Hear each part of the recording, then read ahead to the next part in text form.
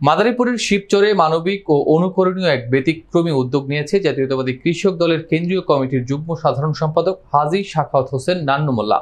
HSC পরীক্ষার্থীদের মাঝে তিনি বিনামূল্যে কলম, খাবার, স্যালাইন ও বোতলজাত পানি বিতরণ করেছেন। শুধু শিক্ষার্থীদেরই নয়, পরীক্ষা কেন্দ্রে অপেক্ষারত অভিভাবকদের তিনি দিয়েছেন ঠান্ডা পানি। পরীক্ষা শুরুর দিন সকাল থেকেই শিবচর সরকারি বড়হামগঞ্জ কলেজ কেন্দ্রে সামনে থেকে শিক্ষার্থীদের মাঝে প্রয়োজনীয় উপকরণ বিতরণ করেন। অনেক শিক্ষার্থী এই সময় আনন্দ ও কৃতজ্ঞতা প্রকাশ করে বলেন, পরীক্ষার আগে এমন সহযোগিতা পেয়ে আত্মবিশ্বাস বেড়ে গেছে। হাজী সাখাওয়াত হোসেন নান্নু মোল্লা বলেন, শিক্ষার্থীরা জাতির ভবিষ্যৎ, তাদের পাশে থাকা আমাদের দায়িত্ব। আমি চাই তারা যেন মানসিকভাবে চাপে না পড়ে। এই সহযোগিতায় যদি তারা উৎসাহ পায়, সেটাই আমার সার্থকতা।